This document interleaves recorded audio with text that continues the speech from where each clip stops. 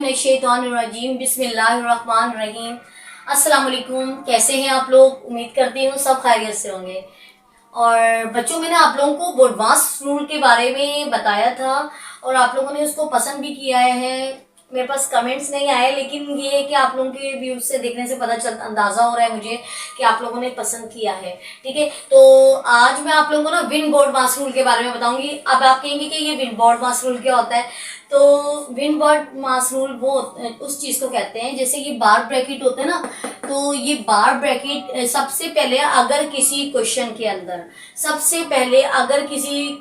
के अंदर BODMAS rule कह रहे हैं आपसे, तो बोडमास रूल तो ये कहते हैं कि पहले ब्रैकेट के अंदर पहले मल्टीप्लाई करो या डिवाइड करो या प्लस करो, इस तरीके से कहा जाता है ना। लेकिन अब विन बोडमास अगर लिखा हुआ होता है, अगर ये चीज आपको बार नजर आ जाती है, ठीक है, ये कहलाती है बार ब्रैकेट। बार ब्रैकेट को हम विन बोर्ड से डिनोट करते हैं। तो हम लोग ये जो बार नजर आ रहा है, इस बार को सबसे पहले हमें क्या करना है? सॉल्व करना है। ठीक है, हमें क्या करना है? इस क्वेश्चन में सबसे पहले बार को सॉल्व करना है, लेकिन उससे भी पहले हम इम्प्रॉपर फ्रैक्शन को प्रॉपर फ्रैक्शन में चेंज करेंगे।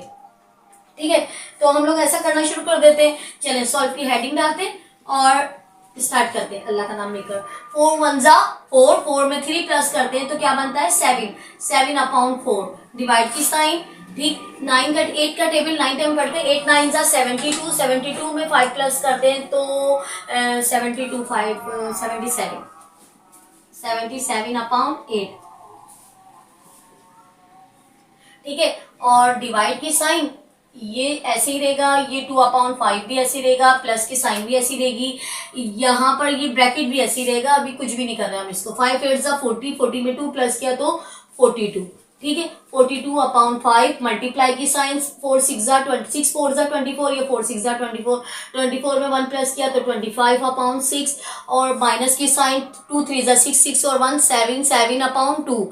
अब आप लोग देख रहे हैं कि आप लोगों ने क्या किया? मिक्स नंबर को सबसे पहले आप लोगों ने चेंज कर दिया प्रॉपर फ्रैक्शन के अंदर। क्लियर हो गया ना ये बात? अभी तक मैंने कुछ भी नहीं किया, सिर्फ ये जो 3 नंबर वाले क्वेश्चन थे ना, 3 यानी मिक्स वाला नंबर था, ये इस मिक्स नंबर को मैंने चेंज किया है प्रॉपर फ्रैक्शन में।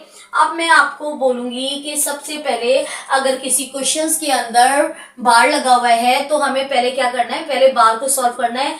तो पहले बार को सॉल्व करते हैं। उससे पहले कि ये तमाम चीजें, ये स्टेप नंबर 1 है। ठीक है, स्टेप नंबर 1 पे आप ये करेंगे। स्टेप नंबर 2 पे आप लोग क्या करेंगे कि आपको क्या करना है? ब्रैकेट को सॉल्व करना है। ठीक है, तो ये चीज ऐसी रहेगी जैसे वो थी। ठीक, तो आप लोगों के पास यहाँ पर ना कर्ली ब्रैकेट भी है, स्मॉल ब्रैकेट भी है, लार्ज ब्रैकेट भी है। तो सबसे पहले तो ये कहते हैं कि जो स्मॉल ब्रैकेट है ना वो सॉल्व करेंगे, फिर कर्ली, फिर देन लार्ज।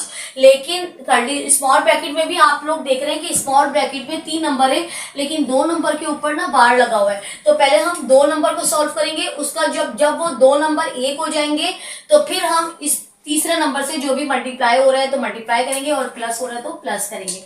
तो 2 अपॉन 5 प्लस की साइन ये ऐसी रहा, 42 भी ऐसी रहा, अपॉन 5 भी ऐसी रहा बच्चों।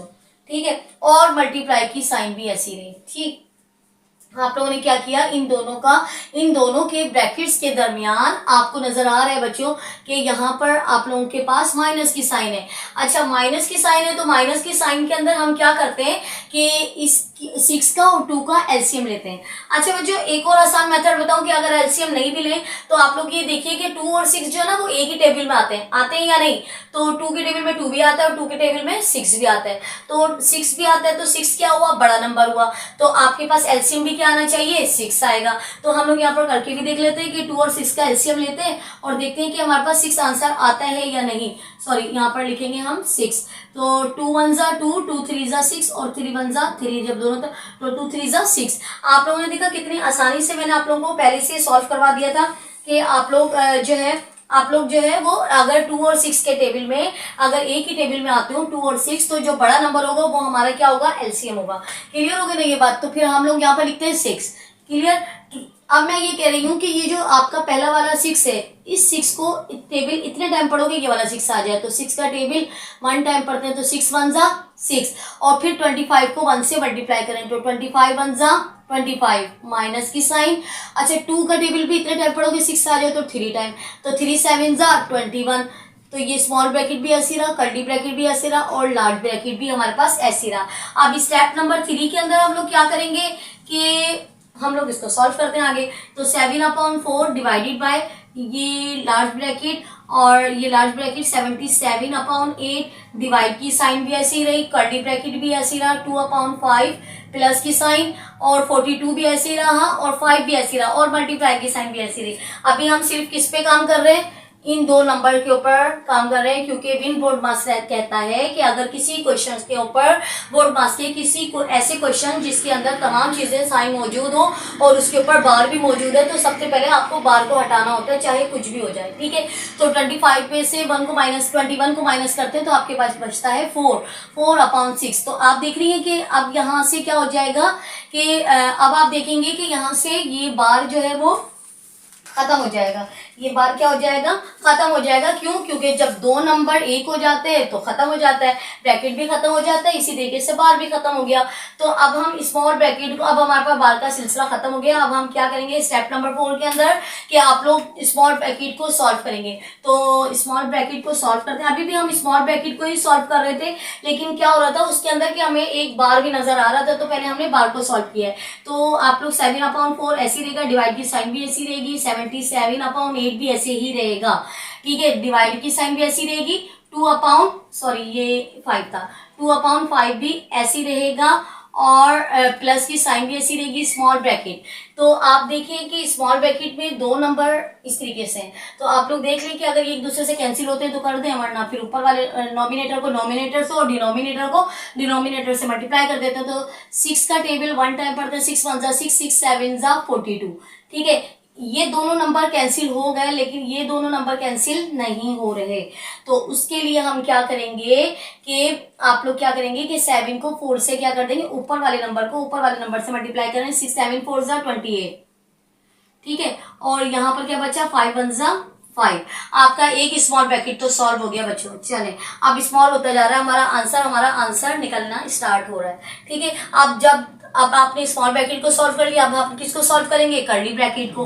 तो कर्ली ब्रैकेट के अंदर स्टेप नंबर 5 के अंदर हम लोग क्या करेंगे, स्टेप नंबर 5 के अंदर 7/4 ऐसी रहेगा, डिवाइड की साइन भी ऐसी रहेगी, बड़ा ब्रैकेट भी ऐसे रहेगा, ठीक है। तो 77/8, 77/8, ठीक है। डिवाइड की साइन भी ऐसी रही और कर्ली ब्रैकेट भी अभी फिलहाल ऐसे लगाते हैं। और अब आप दोनों देख लें कि दोनों तरफ आप लोगों के फ्रैक्शन है और फ्रैक्शन के अंदर आप लोग देख रहे हैं कि दोनों डिनोमिनेटर आपके सेम है। तो सेम डिनोमिनेटर में क्या होता है कि एक बड़ी सी लाइन ड्रॉ करते हैं और 5 लिख देते हैं, और ऊपर वाले नंबर को भी मल्टीप्लाई करने की जरूरत नहीं होती, 2 + 28 को एक साथ लिख दिया। इसके अंदर से हम लोगों ने क्या हटा दिया, यानी कि सिर्फ और सिर्फ मतलब 2 और 8 के अलग अलग थे, अब इनको एक ही लाइन के अंदर हम लोगों ने लिख दिया।